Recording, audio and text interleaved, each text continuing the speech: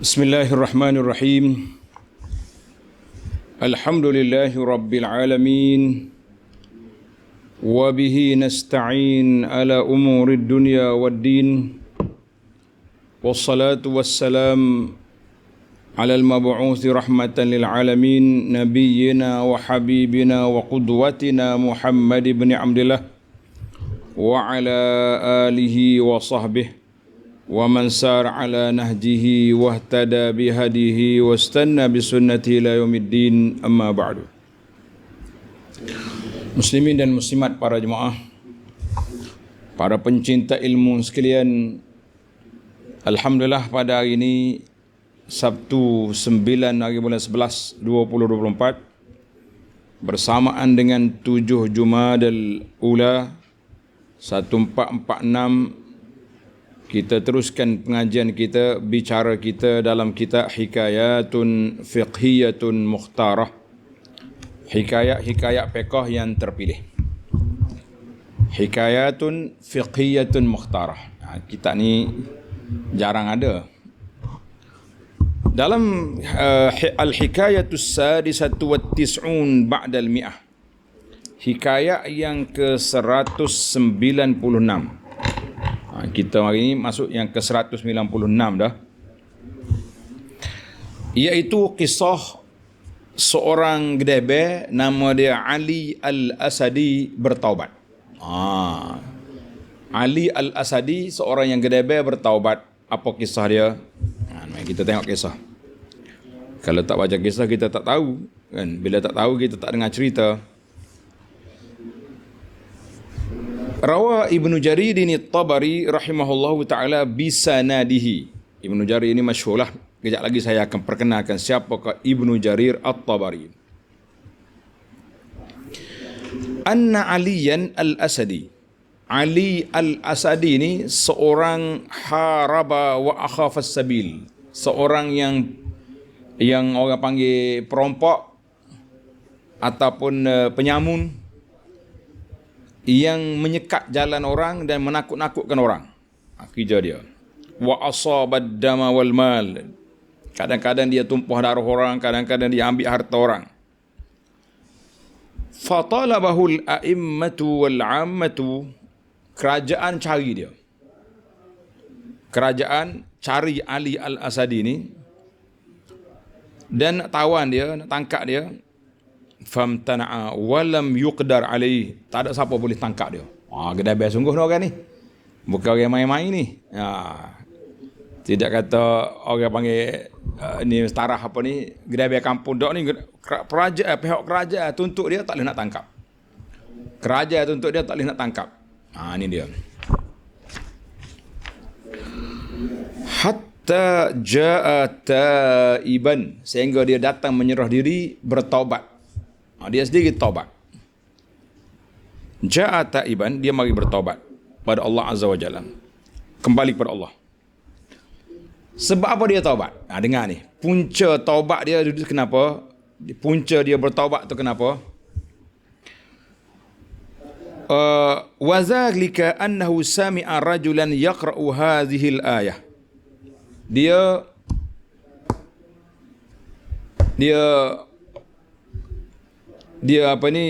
dengar orang baca ayat.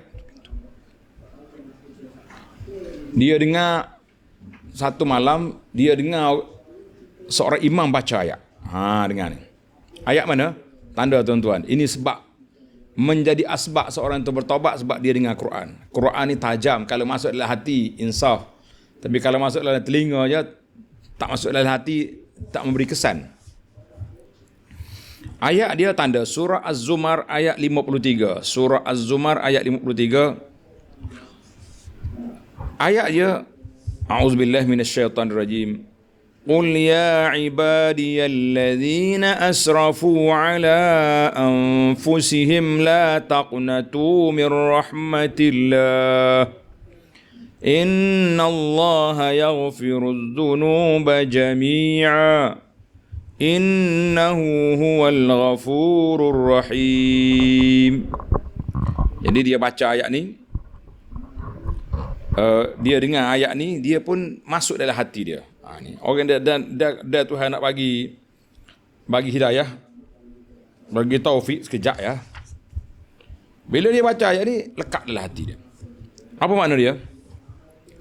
Ya ibadahai wahai hambaku, asraf alladzina asrafu ala anfusihim, yang telah melampaui diri ke atas dirinya, buat dosa, buat maksiat, buat benda mungkar. La taqnatu min rahmatillah, mu jangan putus harap daripada keampunan, daripada rahmat Allah Taala. Mu taubat, Tuhan terima. Innallaha yaghfiru dzunuba jami'a, sesungguhnya Allah Taala mengampunkan dosa seluruhnya. Innahu huwal ghafurur rahim, sekali lagi Allah Taala ulang memperkenalkan dirinya. Allah Ta'ala itu pengampun lagi ke-19. Surah Az-Zumar ayat nombor 3. Bila dia dengar ayat ni, fawaqafa alaihi, dia apa bangun? Dia pergi dekat pembaca, dia kata, Ya Abdullah, a'id qira'ataha. Ulang balik ayat tadi. Fa'a'adaha alaihi. Si qari pun ulang balik ayat tadi. Masya Allah, tabarakallah. Faghamada sayfahu, pedang duduk tangan dia terhunus tadi, prek, dia masuk dalam sarung. Masuk dalam sarung, simpan pedang dia. Allahu Akbar. Summa ja'a ta'iban, dia pun nak taubat. Sebab dia kata pintu taubat masih terbuka untuk dia. Hatta qadimal madinata minas sahar, dia berjalan lagi Madinah sampai waktu nak subuh dah. Waktu sahur dah sampai di Masjid Nabi. Faghtasala, dia mandi, bersihkan diri molek-molek. Kemudian dia pergi ke masjid Nabi sallallahu alaihi wasallam. Fa shalla subha, salat subuh. Maya subuh dia. Summa qa'ada ila Abi Hurairah fi ghimari ashabihi. Kemudian dia pergi duduk dalam majlis ilmu halaqah Abu Hurairah. Mana Abu Hurairah duduk mengajar sini, dia duduk tepi. Masa tu gelap. Madinah bukan ada elektrik, ada lampu cerah situ ya, cerah tempat Abu Hurairah ya. Orang lain gelap. Falamma asfaru, bila matahari dah cerah, arafahu, nak orang kenal dia. Woi, perampok besar ni, Ali ni, tangkap. Sudah. Faqamu ilaihi, orang pun bangun nak tangkap dia lah. Dia kata, La sabila lakum alayya, mu jangan tangkap aku, jangan sentuh aku. Kalau nak main kasar boleh je, tapi jitu taiban, aku mari ni taubat kepada Allah Taala. Bukan mari nak berlawan, bukan mari nak ngenak orang, bukan mari nak buat kacau. Aku mari ni taiban min qabli an taqdiru alayya, sebelum kamu tangkap aku tangkap diri aku, serah kepada Allah Azza wa Jalla. Dia ambil daripada mana? Dia ambil daripada ayat Al-Quran surah Al-Ma'idah ayat 34 yang kita baca dulu. Illal ladzina tabu min qabli an taqdiru alaihim. Kalau mereka taubat sebelum kena tangkap ke kerajaan, fa'lamu annallaha ghafurur rahim. Maka tahulah kamu Allah Ta'ala itu Maha Pengampun lagi ke-19. Jadi kalau dia sendiri taubat, maka kita terima taubat dia. Bila Abu Hurairah dengar, qala sadaqah. Benar. Biarkan dia. Bila habis kuliah, akhaza biyadihi Abu Hurairah. Maka Abu Hurairah pegang tangan dia, bawa pergi jumpa dengan Gubernur Madinah masa tu, Marwan Ibnul Hakam. Marwan ni menjadi Gubernur Amirul Madinah fi zamani Muawiyah. Pada zaman Muawiyah, Marwan jadi Gubernur. Kata Abu Hurairah, haza Aliyun ja'a taiban. Ali mari dia bertaubat. La sabila lakum alihi wala qatla. Mu tak boleh tangkap dia, mu tak boleh bunuh dia. Qala faturika min zalika kullihi. Jadi kita dari mari taubat dah, nak tangkap apa lagi? Kita tangkap dia waktu dia melawan. Sekarang ni dia sudah taubat. Sesalah isu Ali dah taubat. Bila mari satu peperangan di antara orang Islam dengan Rom, maka Gubernur Khalifah hantar dia pergi perang. Wa kharaja Aliyun taiban mujahidan fi sabilillah fil bahri. Ali pun pergi bersama tentera di lautan nak pergi lawan Rom. Falaqur Rom, bila dia temu dengan tentera Rom, kita Ali atas kapal ni, Rom atas kapal lain. Dia kata kapal kita, kepada Rom. Faqarrabu safinatahu ila safinati min sufunihim.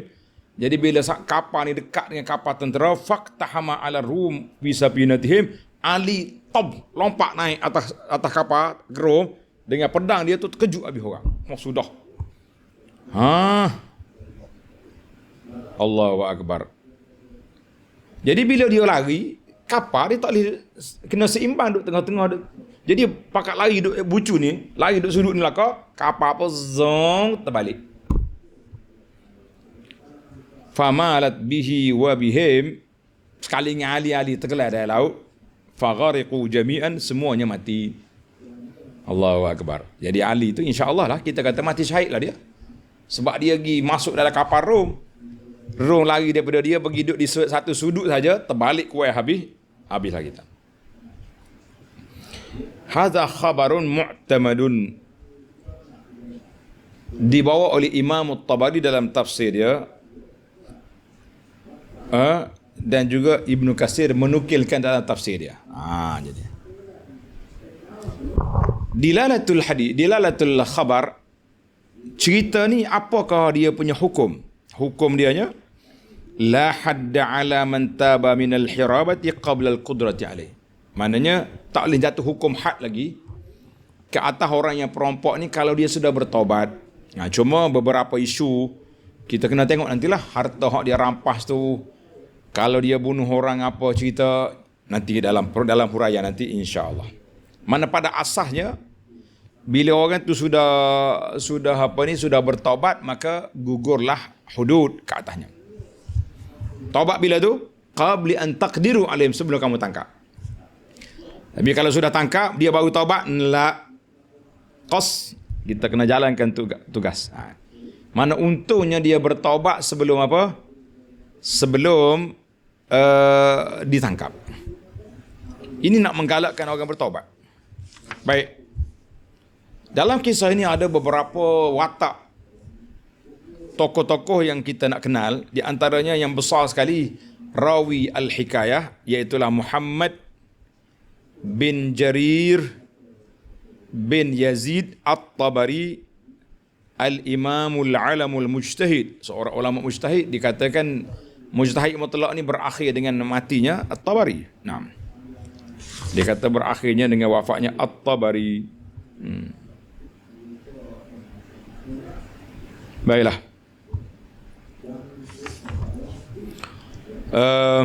Tabari ni terkenal lah. Abu Ja'far At-Tabari terkenal. Dia daripada asal daripada Amul, Tabaristan. Negeri Tabaristan ni. Negeri Tantan lah. Dia dilahirkan pada tahun Mi'ataini 224, dan dia banyak mengembara, menuntut ilmu, mengembara sana sini, mengambil ilmu daripada tokoh-tokoh ulama, dan seorang yang cerdik pada zaman dia. Dia punya tulisan dia sangat menarik. Ibnu Jarir ini Tabari ini tafsir dia besar. Kemudian di akhir hayat dia duduk di Baghdad, menjadi salah seorang daripada kibarul a'immatil mujtahidin. Dikatakan ulama mujtahid mutlak yang terakhir, iaitu At-Tabari. Lepas pada itu mari zaman taklid. Wallahu a'lam. Kata Al-Khatib Al-Baghdadi dalam Tarikh Baghdad. Khatib Baghdad dia tulis kitab Tarikh Baghdad. Mana semua orang masuk Baghdad dia tanda. Tokoh-tokoh hak masuklah.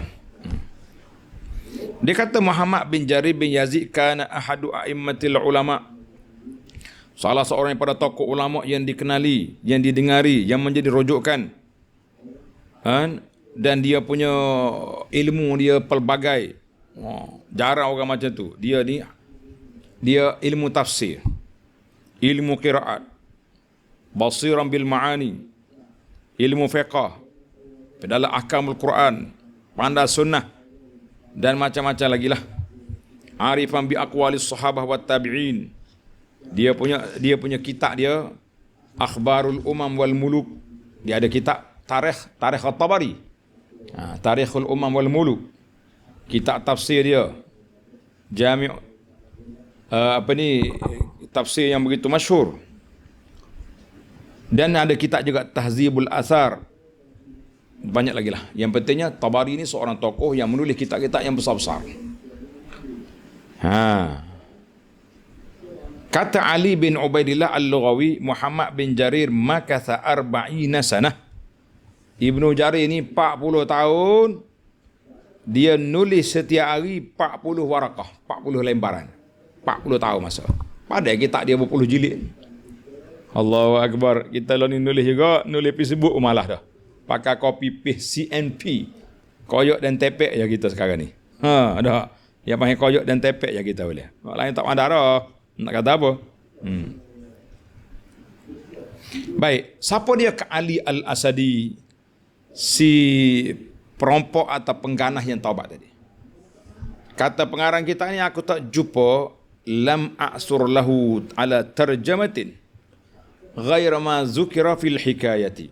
Aku tak jumpa dalam kitab-kitab yang menceritakan tentang sejarah hidup Ali Al-Asadi selain daripada apa yang kita nampak watak dia yang dinukilkan oleh Tabari. Cukuplah tu. Dah, Tabari kata rawat Tabari bisanadihi anna Aliyan Al-Asadi, seorang gedebe, seorang yang ganas, dia panggil menyekak jalan-jalan orang, perampok lah, kita panggil perampok senang, perampok, gedebe, perampok. Jadi kita boleh tahulah dia tu.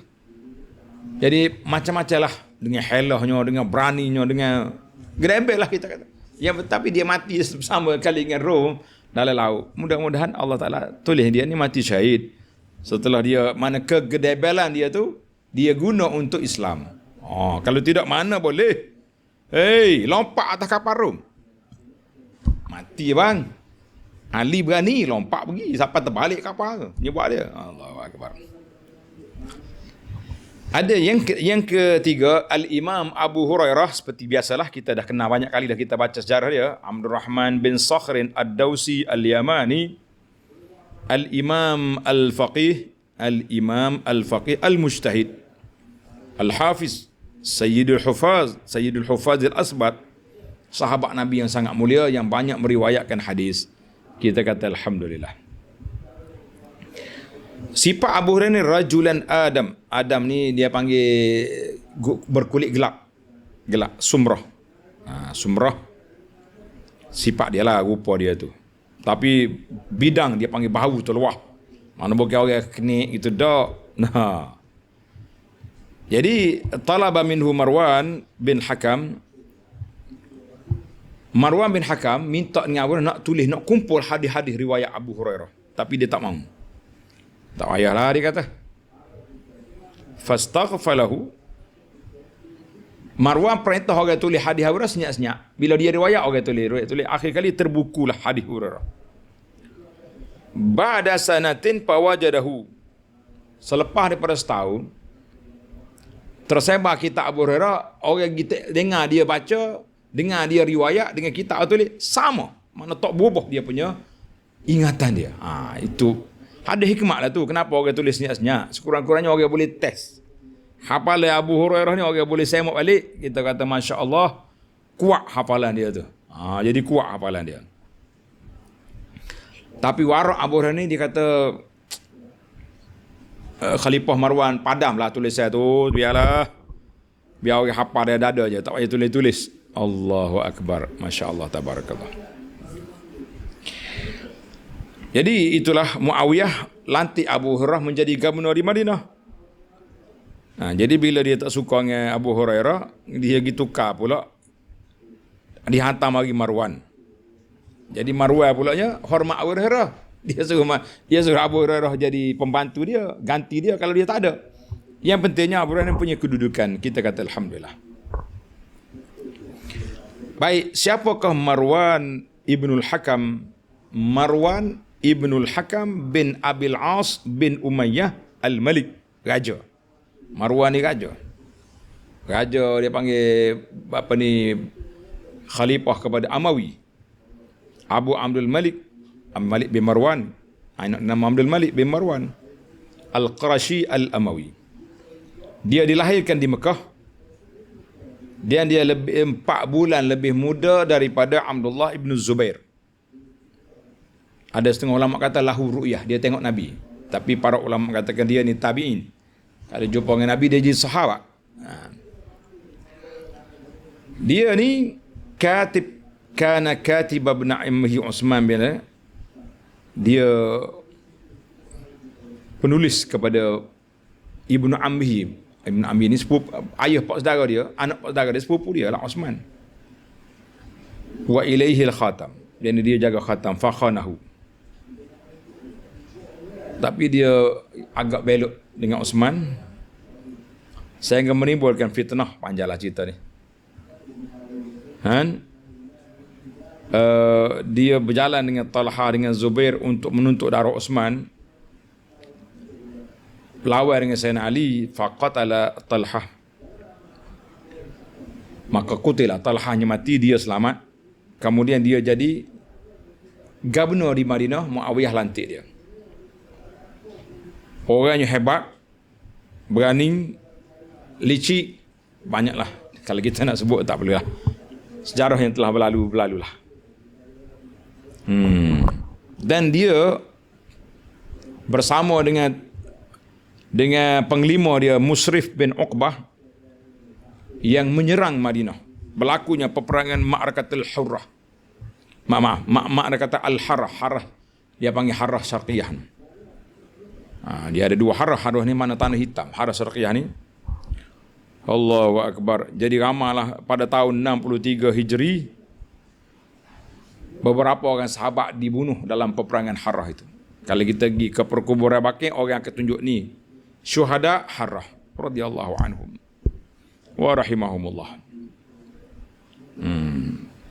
Dan dia istaula Marwan al-Syam wa Misra. Dia juga telah menjadi ketua di bumi Syam dengan Misra 9 bulan. Dan dia mati pada awal Ramadan tahun 65. Dia telah melantik 2 anak dia, Abdul Malik dan Abdul Aziz. Jadi Abdul Malik jadi raja balik, Abdul Malik bin Marwan. Seorang lagi Abdul Aziz.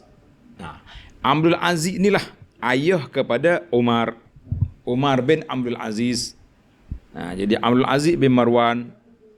Jangan kata keturunan tak jauh, tak juga. Jadi kalau kata nak kata keturunan tak jauh, tak boleh juga. Sebab apa? Sebab lahirnya Umar bin Abdul Aziz daripada keturunan dia. Jadi lahirnya Umar bin Aziz dari mana? Dari keturunan dia. Nak kata mana tu? Jadi panjanglah cerita dia. Kita pun tak salah panjang ke cerita Marwan bin Hakam ni. Panjang cerita. Yang pentingnya hak kita nak dengar ceritanya tadi. Siapa dia tadi? Ali Al-Asadi. Seorang yang gedebe, akhirnya menjadi seorang panglima Islam yang telah meruntuhkan, mengalahkan tentera Rom. Baiklah, para pelajar sekalian, kita pergi kepada perbincangan tentang Al-Ahkamul Hirabah. Ali Asadi ni muharib. Muharib maknanya orang yang dikira pengganas lah. Dia ni. Apa dia pengganas? Maknanya dia ni duduk sekak jalan orang lah. Macam-macam dia punya cerita yang berlaku. Jadi para ulama telah mentarifkan Al-Hirabah itu iaitulah Al-Khuruj alal Mujtama'. Mana-mana orang yang keluar kepada masyarakat dengan keganasan untuk menakut-nakutkan dan merampas harta mereka. Itu dia panggil apa tu? Muharib. Hirabah. Perampok. Orang takutlah perampok ni. Kalau pencuri dia takut dengan kita. Itu beza di antara hirabah dengan sariqah. Kalau pencuri dia takut dengan kita, takut dengan tuan rumah.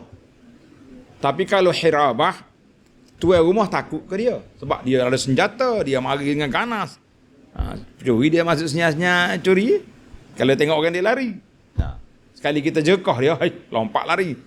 Tapi kalau awak jerekah hirabah, cari pasal, dia terkekal balik. Ingat molek. Itu dia panggil hirabah. Jadi bila hirabah muharib ni, kalaulah dia kena tangkap, kita tahulah hukuman dia kan. Yuqattalu wa yusallabu tu. Tapi kalau dia taubat sebelum ditangkap, maka dia lepas. Sebagaimana yang telah kita baca ayat Quran tadi, illal ladzina tabu min qabli an taqdiru alaihim.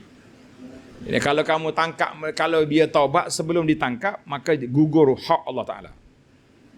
Jadi dalam ayat ini ada dua hak. Hak Allah Taala Tuhan maafkan bila dia taubat. Wa amma huquq al-ibad, adapun hak hamba Allah. Orang hak dia takut-takutkan. Harta orang yang dia rampas. Ataupun dia pernah bunuh orang, macam mana kita nak buat? Jadi ini kena kembali kepada huquq nas. Maka in qatala yuqtal. Kalau dia bunuh orang, paksalah kita kena bunuh qisas. Illa an ya'fwa waliyuddam, kecuali waris si mati memaafkan dia. Baik. Kalau dia ambil harta orang macam mana? Wa fil amwali yu'khazu minhu ma wujida fi yadihi. Kita kena rampah balik harta dia. Hak dia ambil orang tu hantar balik. Jadi ini dipanggil, dan diterimalah hak lain-lain itu dimaafkan. Diterima taubat dia untuk nak menggalakkan. Menggalakkan apa? Menggalakkan orang lain bertaubat. Tapi kalau lepas tangkap macam-macam kita buat pula, jadi orang nak taubat pun lari dia. Ini yang kita kena perhatian, macam mana kajian akan selesaikan masalah ini. Dia kena balik kepada undang-undang yang ada lah. Alhamdulillah. Isu yang seterusnya, yang keenam, yang kita bimbangnya, takut, contohnya kita kata puak-puak perampok ni, dia tahu dia kena ambush. Kerajaan akan tangkap dia. Dia pun istihad taubat awal-awal lagi. Macam mana kita nak percaya? Nak percaya ke tak percaya? Jadi pada masa itu kerajaan kena ambil perhatian, langkah berhati-hati. Jangan mudah percaya. Mungkin dia taubat tu, dia menyerah diri kerana dia tahu dia akan ditangkap. Kalau tak serah pun kena tangkap. Baik, dia taubat kan? Tapi langkah kerajaan kena ambil. Yang pertama sekali, kerajaan kena asingkan dia daripada kawan-kawan dia hak jahat lain. Jangan buat. Dan kena tengok zuhur alamatil istiqamah. Kena ada tanda-tanda dia sudah beristiqamah. Dia solatnya, dia puasanya. Dia jurulah, dia jadi orang baik dah dia ni. Kita kena tengok. Kena pantau. Kena pantau, tengok molek. Yang ketiga, mungkin dia sudah berubah. Dulu dia tak mau kahwin, sekarang ni minta nak bini dah. Ataupun dia balik duduk dengan keluarga dia, tenang-tenang, molek-molek. Tak ada lagi ganas-ganas, beken-beken sudah tidak ada. Dan dia pun sudah ada buka gerai, jual burger, kita kata dah, nak cari rezeki halal. Tengoklah tanda-tanda istiqamah tu. Itu pun mesti di bawah kawalan. Di bawah kawalan pihak kerajaan, jangan lepas saja. Lepas saja dia yutan balik, mati. Jadi kita kena kawal lah, kena tengok. Jadi kita terima taubat tapi dengan kawalan. Dengan kawalan. Maka di sini kita kena tengok kategori muharib tu. Individu seorang dia aja, ataupun dia ada geng. Kita ada, dia panggil kongsi gelak ni. Geng baju merah, geng baju kelabu, geng macam-macam geng ada ni. Geng plastik hitam, geng motor besar. Motor besar tak ada kan. Yang pentingnya geng perampok ni ada dia punya grup. Jadi macam mana kita nak buat? Maka kalaulah dia tu seorang diri taubat, orang pun tak tahu dengan watak dia, kita serahlah dia kepada Allah SWT. Mungkin dia cover balik, buat baik semula. Orang-orang yang dia ambil barang orang tu, dia hantar balik senyap-senyap. Orang-orang yang kemudian dia pun istiqamah. Kita kata al-amru ilallah. Kita serahlah dia ni kepada tahta masyiatillah, di bawah kehendak Allah Azza wa Jalla. Kalau Tuhan nak maaf, itu kuasa Allah. Tapi kalau Tuhan tak nak maaf, itu kuasa Allah. Kita tak nak buat apa dah. Jadi kita kena letak situ. Kena letak duduk di bawah itu. Tetapi kalau dia jamaah, isabah, satu kumpulan. Jadi kalau kumpulan, payahlah dia nak bubar semua puak dia tu. Jadi pada waktu itu kerajaan terpaksa kena ambil tindakan-tindakan yang sewajarnya. Kalau setakat letak dalam penjara ramai-ramai, happy baru dia. Nah, aduh dulu susah kita weh, sekarang ni makan free. Ingat molek. Dan penjara ni pula kadang-kadang menimbulkan masalah. Saya tak katalah penjara Malaysia, kita buat penjara contoh luar negara. Kita ni pun kita luar negara ni. Jangan marah kita pula kan. Jadi dalam kita dalam apa ni jarah ni kata ada kumpulan-kumpulan penjahat ni bila letak satu tempat, satu kelompok dalam penjara, mereka bertukar-tukar pengalaman pula. Mu dulu gapo, aku dulu perampok, mu dulu pencuri, awak dulu begini, awak dulu begini. Jadi akhir kali mereka bertukar-tukar pengalaman yang menyebabkan seolah-olah dia masuk camp, latihan motivasi, latihan mencari teknik baru pula, kita kata bahaya. Jadi kerajaan kena tengoklah, orang-orang jenis gini tak boleh tak sekali. Asingkan bilik. Wallahualam saya kita bergawa-gawa penjara, ini cuma cadangan dalam kitab ni saya baca. Jadi kerajaan kena cakna, kena ambil perhatian supaya perkara yang sama tidak berulang dan mereka masuk dalam penjara bukan menjadi tempat apa? Tempat latihan, mencari pengalaman, bertukar pendapat baru yang menyebabkan dia menjadi lebih hero lagi lepas pada ni.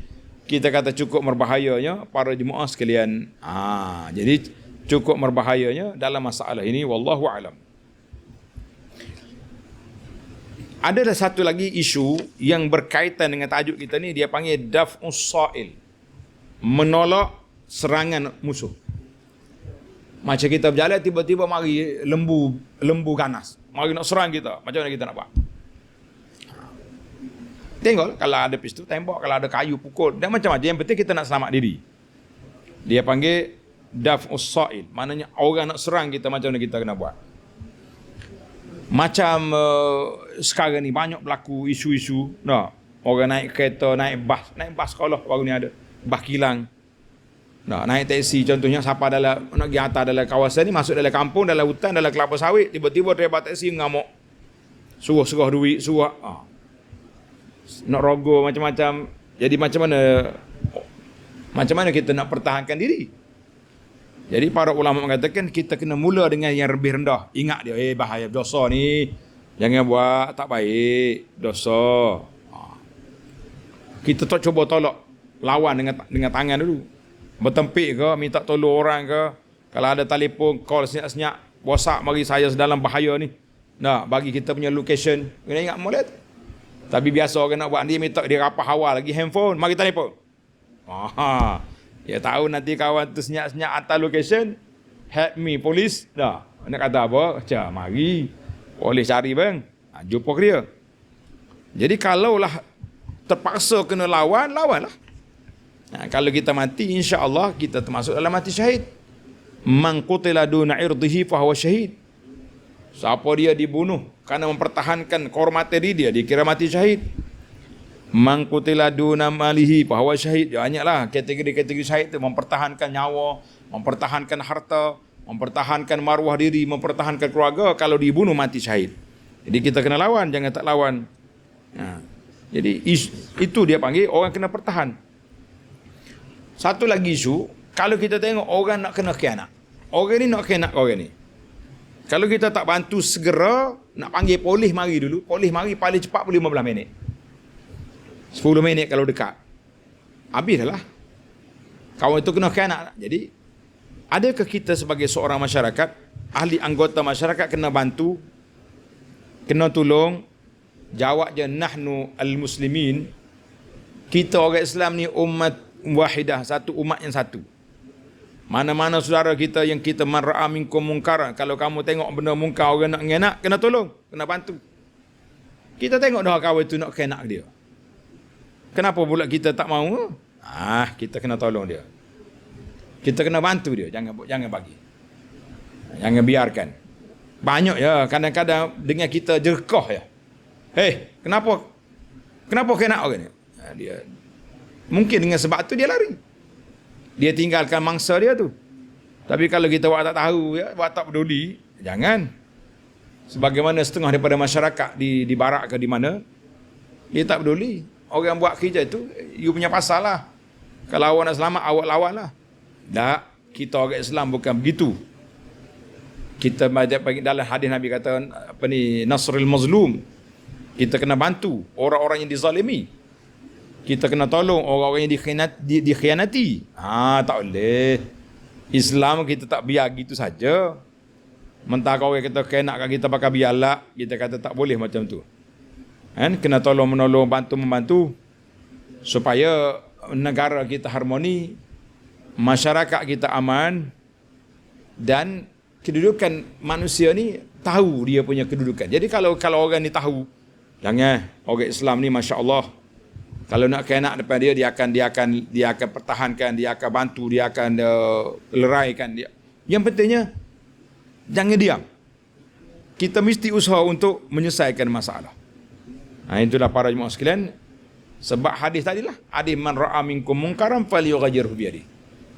Kalau mau tengok benda mungkar lah orang nak kenak kau orang ni.